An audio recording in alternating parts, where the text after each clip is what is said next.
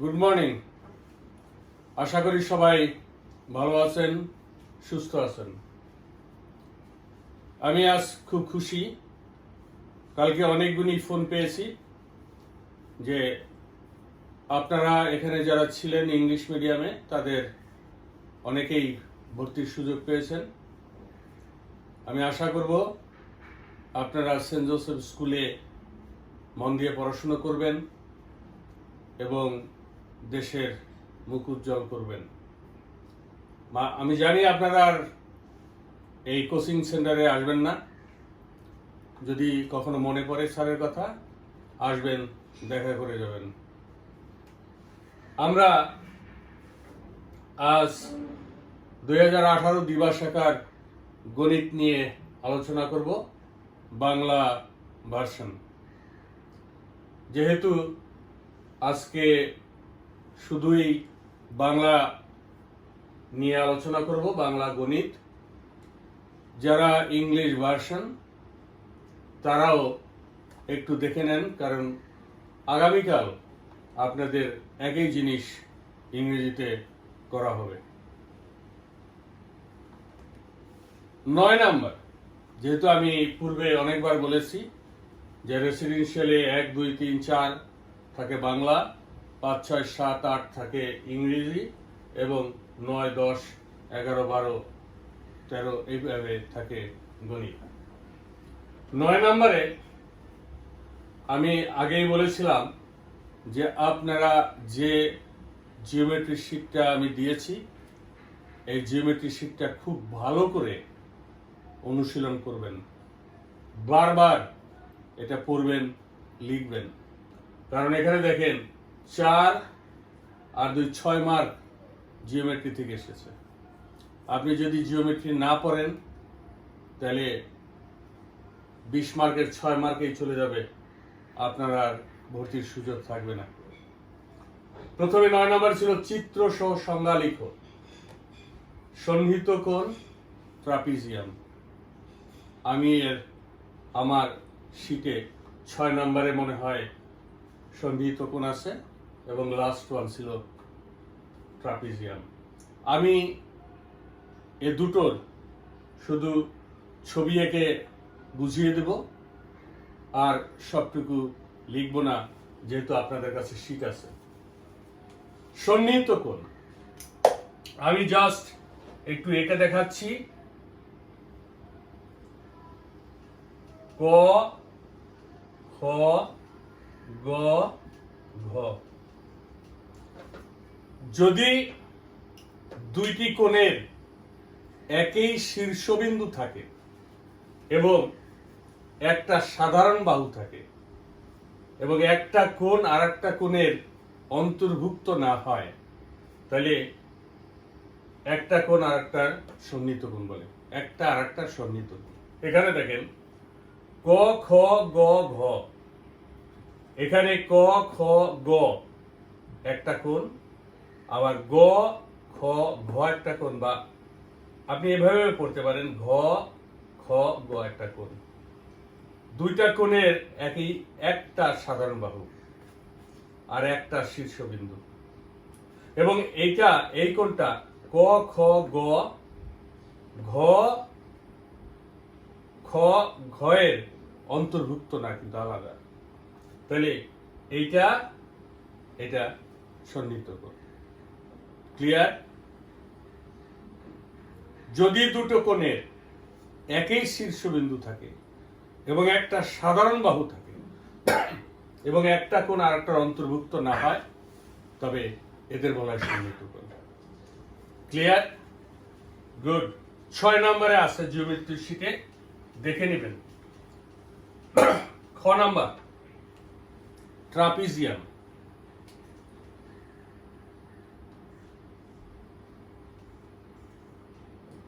ক, খ, গ, ঘ। যে চতুর্ভুজের 4টা বাহুর মধ্যে 2টা সমান্তরাল অর্থাৎ চলে যাবে কিন্তু একটার সাথে আর একটা কখনো মিলবে না। আমি বহুবার বলেছি যে রাস্তায় যে ইলেকট্রিক তারগুলি দেখা যায় এগুলি সমান্তরাল, একটার সাথে আর একটা মিলবে না। তাহলে যে চতুর্ভুজের চারটা বাহুর মধ্যে দুইটা সমান্তরাল আর দুইটা সমান্তরাল না, একে বলা হয় ট্রাপিজিয়াম। এখানে চারটা দেখেন, এইটা আর এইটা সমান্তরাল, যত খুশি চলে যাবে, মিলবে না, কিন্তু এই দুইটা সমান্তরাল না, একে বলা হয় ট্রাপিজিয়াম। জিওমেট্রি শীটের লাস্ট নাম্বার ট্রাপিজিয়াম এবং 6 নাম্বার আছে সন্নিহিত কোণ। ভালো করে মুখস্থ করবেন, এখানে ছিল 4 নাম্বার। ক্লিয়ার? গুড।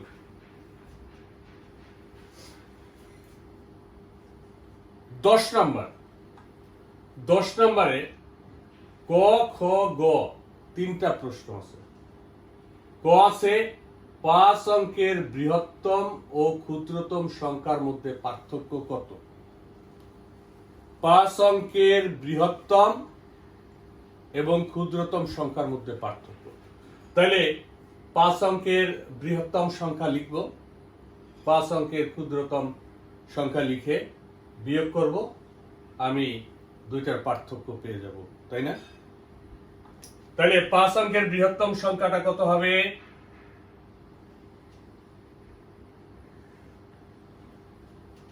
বৃহত্তম সংখ্যা কত 5 অঙ্কের?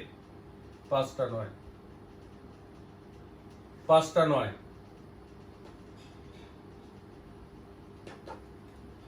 1 2 3 4 5, একক দশক শতক সহস্র, 99,999। 5 অঙ্কের ক্ষুদ্রতম সংখ্যা কত?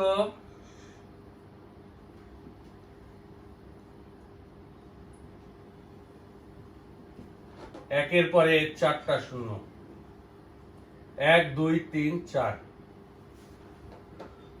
একক দশক শতক সহস্র 10,000, একক দশক শতক সহস্র 99,999।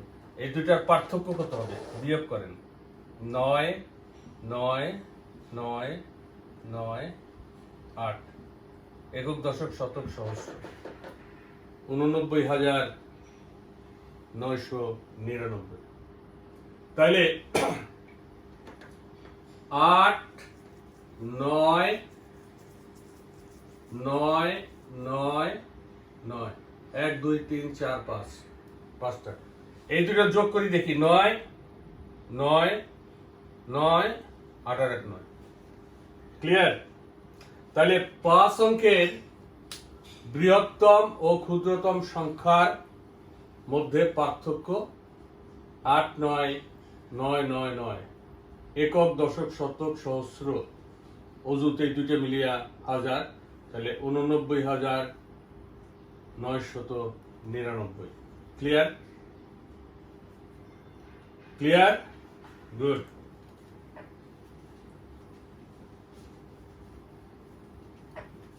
এবারে আসি খ নাম্বার। অঙ্কের যে প্রশ্নগুলি আমি দিয়েছিলাম, কতগুলো শর্ট কোশ্চেন, এখানে এই গণনাকারীর সংখ্যা এবং ক্রমবাচক সংখ্যা রয়েছে।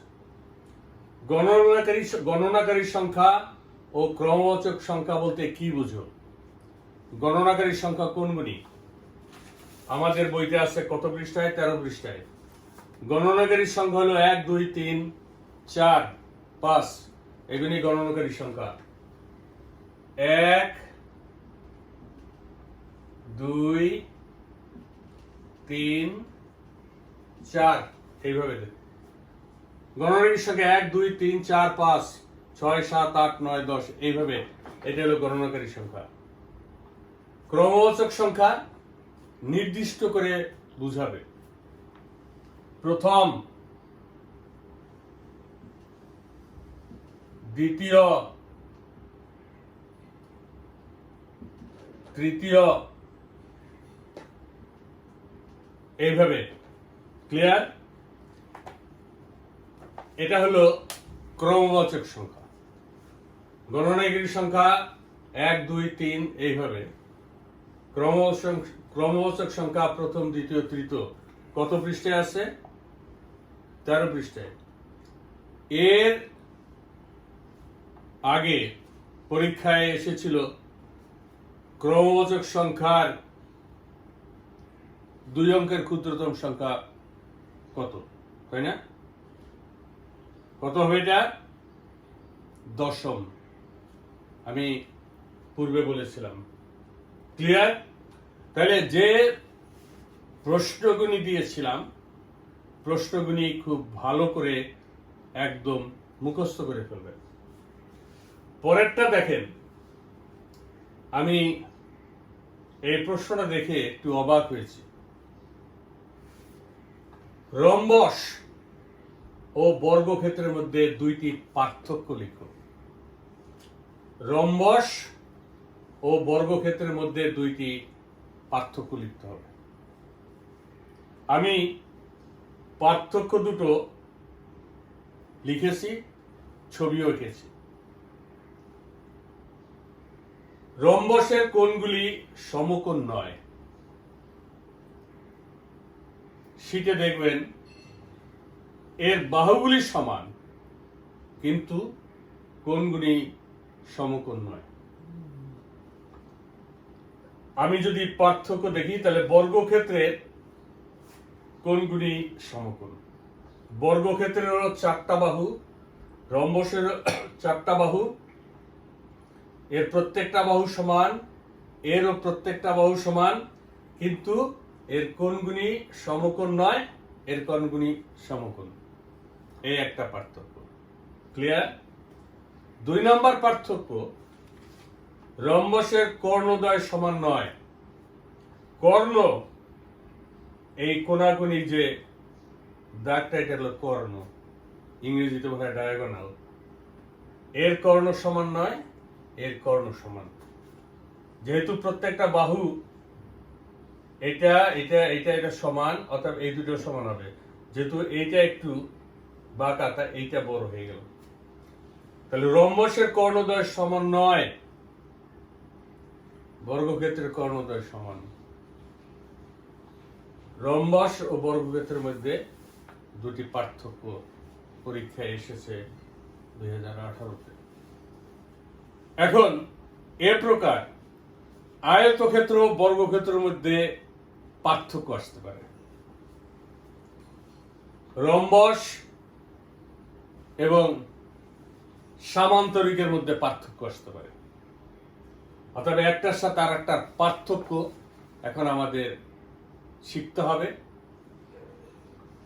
এবার পার্থক্য এসেছে, পরবর্তীতে আসতে পারে রম্বস ও বর্গক্ষেত্রের মধ্যে 2টি মিল খুঁজে বের করো, বা মিল কোথায়। আসতে পারে না? অবশ্যই পারে। এখানে পার্থক্য যখন আসছে, তখন এবার মিলও আসতে পারে। কি কি মিল আছে রম্বস এবং বর্গক্ষেত্রের, কি কি মিল আছে? তখন আপনি লিখবেন রম্বসের 4টা বাহু, বর্গক্ষেত্রেরও 4টা বাহু। রম্বসের 4টা কোণ, বর্গক্ষেত্রেরও 4টা কোণ। এরও 2টা কর্ণ আছে, এর 2টা কর্ণ। এই মিল খুঁজে পাওয়া বেশ সহজ, কিন্তু পার্থক্য বা অমিল খুঁজে পাওয়া কঠিন। তাহলে প্রত্যেকটার আপনি আয়তক্ষেত্র বর্গক্ষেত্রের মধ্যে পার্থক্য বাসায় বের করবেন। যদিও আমরা 11টা পার্থক্য কোচিং এ দিয়ে দিয়েছি। যারা কোচিং এর সিলেবাসটা ফলো করে, প্রত্যেকটা জিনিস, ওদের পরীক্ষায় বসতে কোনো অসুবিধা হওয়ার কথা না। এগুলি আমরা কিন্তু কোচিং এ অলরেডি করেছি। আশা করি আপনারা বুঝতে পেরেছেন। এ প্রকার বাসায় প্র্যাকটিস করবেন। ক্লিয়ার? এটা আমরা এ প্রকার পার্থক্য ক্লাস 9-এ গিয়ে দেখেছিলাম, আর এখন আমাকে ক্লাস 2-তে করাইতে হচ্ছে। এ নিয়ে আমরা অনেক পড়াশোনায় অনেক অ্যাডভান্স, অনেক কিছু শিখতে আছি। আশা করি ভবিষ্যৎ আমাদের উজ্জ্বল। মন দিয়ে পড়াশোনা করতে হবে, বারবার প্র্যাকটিস করতে হবে। ক্লিয়ার? গুড। এবার আমি আসব কত নম্বর? 11 নম্বর। একটি ঝুড়িতে 2.5 ডজন আম আছে, 2.2 আর একটি ঝুড়িতে 2 ডজন আম আছে। একটা ঝুড়িতে আছে 2.5 ডজন আর একটা ঝুড়িতে আছে 2 ডজন। এই 2 ঝুড়ির আম একত্র করে 6 জন লোকের মধ্যে যদি ভাগ করে দেওয়া হয় তাহলে প্রত্যেকে কয়টি আম পাবে? 2টা ঝুড়ি, কয়টা ঝুড়ি? 2টা। এই একটা ঝুড়ি, এখানে আছে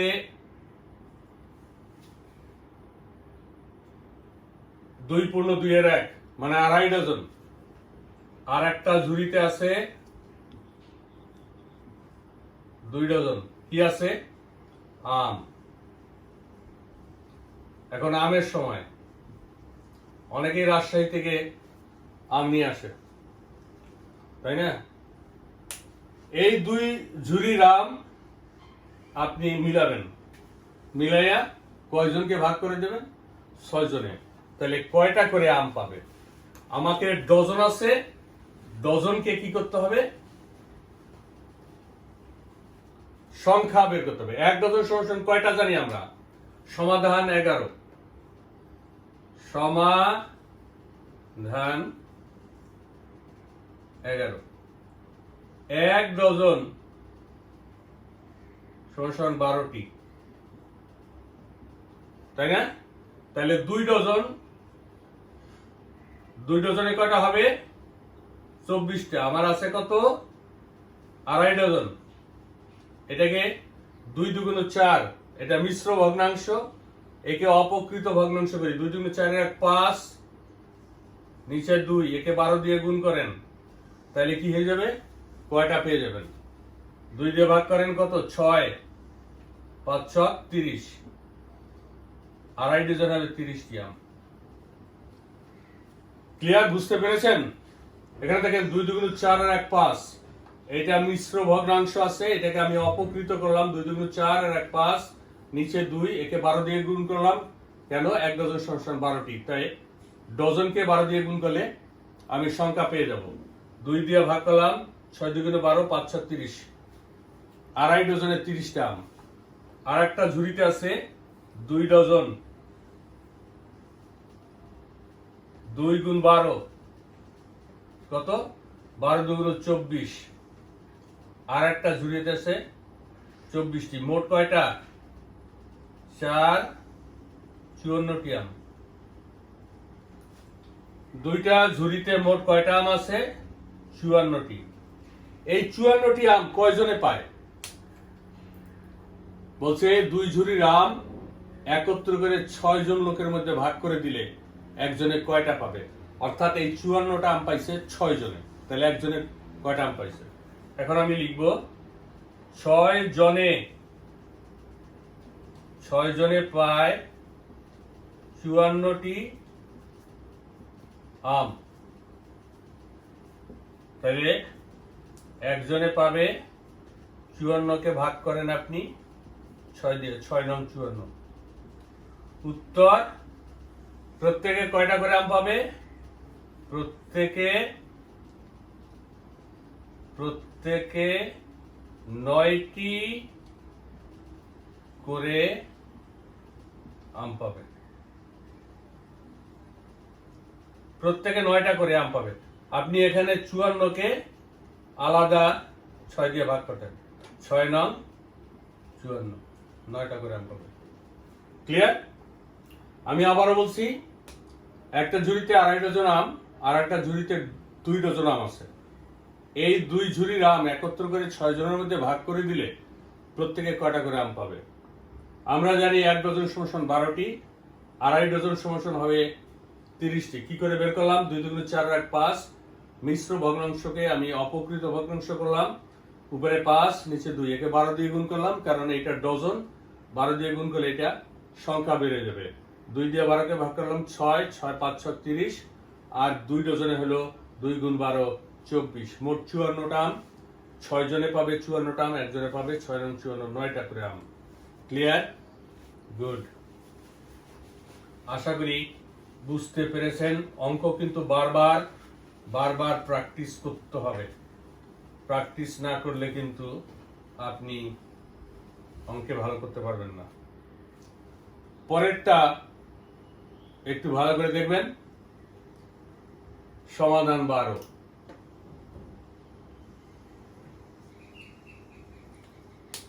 গত নভেম্বর মাসে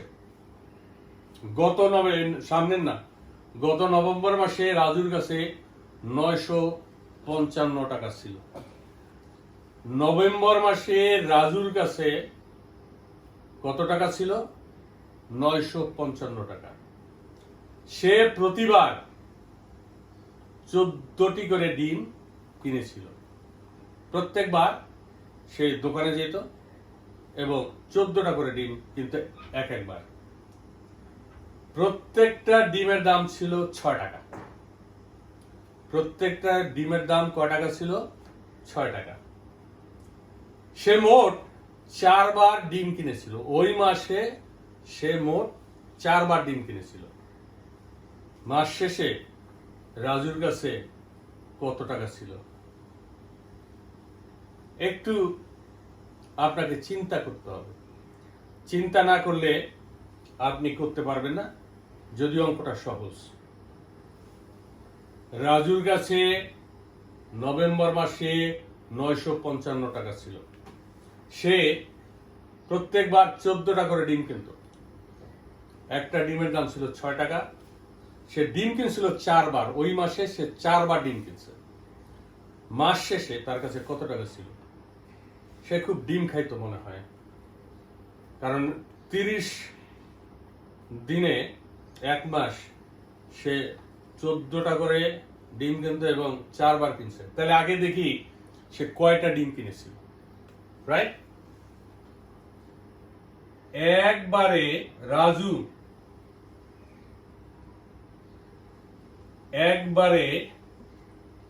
ডিম কিনে কয়টা? 14টি। কয়টা ডিম কিনছিল সেটা আগে বের করি। রাজু একবারে ডিম কিনে 14টা। কয়বারে ডিম কিনছে? 4 বার। 4 বারে ডিম কিনে 14 গুণ 4, 4 4 16, 6 হাতে 1, 4 1 4 আর 1 5, 56টি। সে একবারে ডিম কিনছে 14টা। 4 বারে সে টোটাল 4 বার ওই মাসে 4 বার ডিম কিনছে। 4 বারে কিনছে 4 4 16, 6 হাতে 1, 4 1 4 1 56টি ডিম কিনছে। অবশ্য মনে হয় একা খায় নাই, ওর ভাই বোনকে নিয়ে খেয়েছে বা বাবা মাকে নিয়ে খেয়েছে। কারণ 30 দিনে 1 মাস 56টা ডিম একা, তো তাহলে 2টা করে খেতে হবে। এখন একটা ডিমের দাম কত? 6 টাকা। তাহলে 56টা ডিমের দাম বের করি। একটি ডিমের দাম কত? 6 টাকা। ডিম দিছিল কয়টা? 56। তাহলে 56টি ডিমের দাম 56 গুণ 6, 6 ছক 36 6, হাতে 3, 5 ছক 30 33।